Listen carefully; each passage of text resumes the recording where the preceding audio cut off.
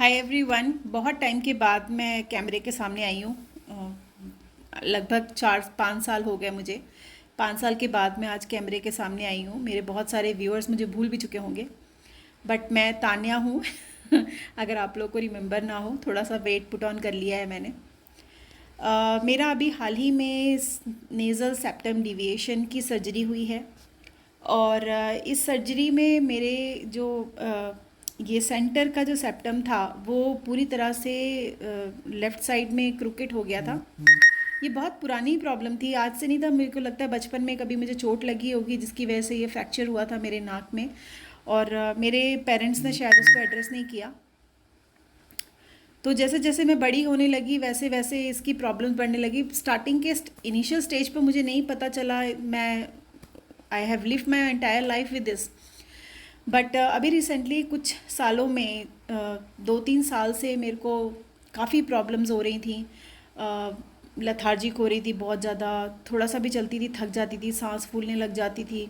Sir में दिन भर दर्द होना। रोज़ मेरे बैग में एक पेन किलर मुझे रोज़ सवेरे लेना ही पड़ता था। डॉक्टर संदीप शर्मा जो हमारे साथ बहुत सारी वीडियोस बना चुके हैं वो भी परेशान हो चुके थे। उनको समझ नहीं आ रहा था कि क्या करें इसके लिए, क्योंकि मैंने उनको ये नहीं बताया था कि मुझे सेप्टम की प्रॉब्लम है। उन्होंने अपनी तरफ से सारे ट्रीटमेंट्स मुझे दे डाले। फिर एक टाइम आया जब मेरी आइज़ काफ़ी वीक हो गई और मुझे लगा कि मुझे लेंस चेंज करना है अपनी आइज़ का। तो मैं लेंस चेंज करने की वजह से मैं इंडिया गई थी। और डॉक्टर संदीप शर्मा मेरे साथ थे। उन्होंने ही ये सारा अरेंज किया था। वहाँ पे स्पेशलिस्ट डॉक्टर वगैरह सब उन्होंने अरेंज किया था। तो इंडिया में जब मैं गई थी doctor Daljit Singh hospital in Amritsar, it's amazing experience. मेरा बहुत मतलब मेरी लाइफ का बेस्ट एक्सपीरियंस था वो। डॉक्टर ने इतने अच्छे से मुझे अटेंड किया और उन्होंने मुझे बताया कि जो मेरे को हेडेक्स के एपिसोड्स हो रहे हैं, ये हेडेक के एपिसोड्स हो रहे हैं because of my nasal congestion. जो ये सेप्टम जो मेरी नाक क्रुकेड हो गई है और एक साइड को आ गई है, लेफ़्ट साइड को पूरा बेंड हो गई है, उसकी वजह से मेरा पैसेज वे जो है वो ब्लॉक हो गया है और इसकी वजह से मैं सांस नहीं ले पाती।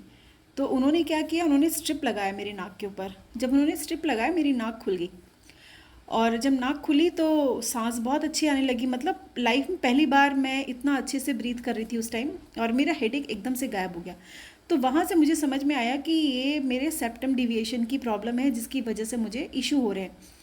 तो मैंने डॉक्टर से पूछा भी था कि भाई क्या मैं सर्जरी करा लूँ इसकी। तो उन्होंने बोला कि नहीं, सर्जरी की ज़रूरत नहीं है, आप इस पर खाली वो स्ट्रिप लगाइए, आप रात भर में रिकवरी हो जाएगी, मॉर्निंग आपका चल जाएगा। 1 साल कोशिश किया वो सब करने का, बट नहीं हो पा रहा था। मतलब बहुत तकलीफ़ हो रही थी मुझे। रात को भी अच्छे से मैं सांस नहीं ले पाती थी, कभी वो निकल जाता था अपने आप। तो somehow it doesn't work out for me। 2-3 बार मैं सिंगापुर में हॉस्पिटल्स में भी गई, बहुत कोशिश करी, बट हिम्मत नहीं जुटा पा रही थी कि मैं अब सर्जरी कराऊं। बहाने ढूंढती थी सर्जरी से भागने के। मेरे हस्बैंड ने भी गिव अप कर दिया था पूरी तरह से।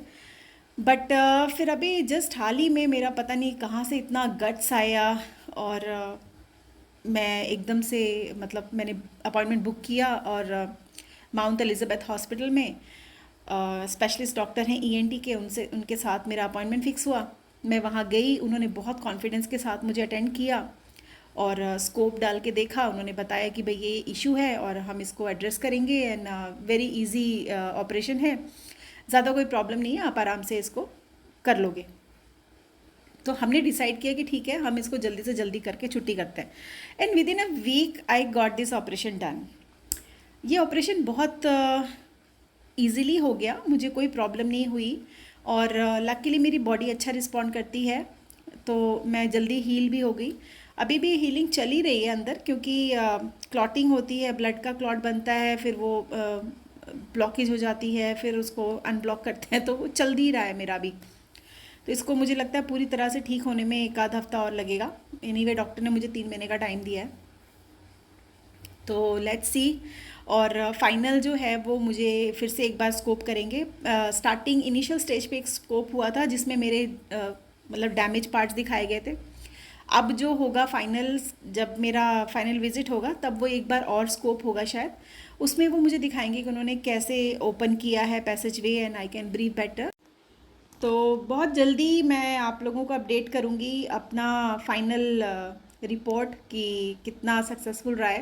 कहते हैं कि 70% लोगों को ये सेप्टम डिविएशन का प्रॉब्लम होता ही है, कोई भी परफेक्ट बॉन्ड नहीं होता है।